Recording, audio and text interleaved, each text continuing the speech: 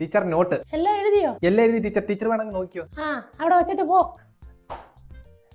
പിന്നെ അടുത്ത പീരീഡ് എന്റെ പരീക്ഷയാണെന്ന് ക്ലാസ്സിൽ പോയി പറഞ്ഞുതരാം കേട്ടോ. അയ്യോ ടീച്ചർ അതിന് ഇന്നലെ പരീക്ഷയുടെ കാര്യമൊന്നും പറഞ്ഞില്ലായിരുന്നല്ലോ. ഇന്നലെ പറഞ്ഞില്ല, എന്താ പരീക്ഷയുടെ പറ്റത്തില്ലയോ? ഈ പീരീഡ് നിങ്ങൾക്ക് ഫ്രീ അല്ലേ? അപ്പൊ ഈ പീരീഡ് പഠിക്കാൻ പറ എന്ന് പറയണം കേട്ടോ. പറയാം ടീച്ചർ.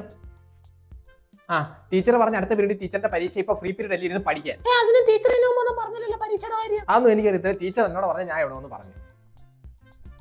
എടാ സുമേഷ്, അടുത്ത പീരീഡ് പരീക്ഷ വല്ലവരും പഠിക്ക്.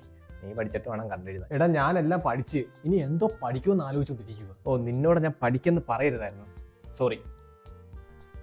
പരീക്ഷയുടെ ഒന്നും പറഞ്ഞല്ലോ. എല്ലാവരും ഒരു ഷീറ്റ് പേപ്പർ എടുക്കുക. അയ്യോ ടീച്ചർ പരീക്ഷയോ? അതിനൊന്നും പറഞ്ഞില്ലായിരുന്നല്ലോ. അരവിന്ദ് ഇവിടെ ഒന്നും പറഞ്ഞില്ലേ പരീക്ഷയുടെ കാര്യം? ഇല്ല. പറഞ്ഞില്ലയോ? ഇല്ല. ആണോ അരവിന്ദ്? അയ്യോ ഞാൻ ഇവിടെ ഒന്ന് പറഞ്ഞേ ടീച്ചർ. അരവിന്ദ് ഒന്നും പറഞ്ഞിട്ടില്ലെന്നാണ് എല്ലാരും പറയുന്നത്. ഇല്ല ടീച്ചർ, ഇല്ല ടീച്ചർ, ഇല്ല ടീച്ചർ, ഇല്ല ടീച്ചർ.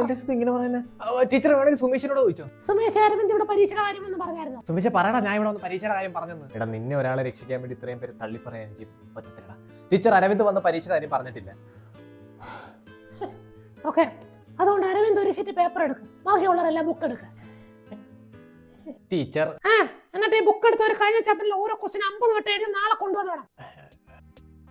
അരവിന്ദ് നീ ആ പേപ്പർ എല്ലാവരുടെ പേര് എഴുതി വെക്കടാ. എന്നിട്ട് നാളെ എഴുതിയത് അരവിന്ദിനെ കാണിച്ചിട്ട് ക്ലാസ്സിൽ കയറിയാൽ മതി. കാണിക്കുന്നവരുടെ പേര് നാളെ വെട്ടിയരെ കേട്ടോ. അരവിന്ദ് പരീക്ഷയുടെ കാര്യം പറഞ്ഞില്ലെന്ന് അവനത് പറയുമ്പോ ഞാനിവിടെ നിപ്പുണ്ട്. ഇനി അവൻ പോയി പറയുവോ? ടീച്ചർ പറഞ്ഞ അടുത്ത പീരീഡ് ടീച്ചറിന്റെ പരീക്ഷ ഇപ്പൊ ഫ്രീ പീരീഡ് അല്ലേ, ഇരുന്ന് പഠിക്കട്ടെ. എന്നിട്ട് സുമേഷ് എന്താ ഇങ്ങനെ? എന്തായാലും ഇപ്പൊ എഴുതിയാലേ തീരത്തുള്ളൂ. അതുകൊണ്ട് എന്റെ ക്ലാസ്സിൽ എഴുതിക്കോ.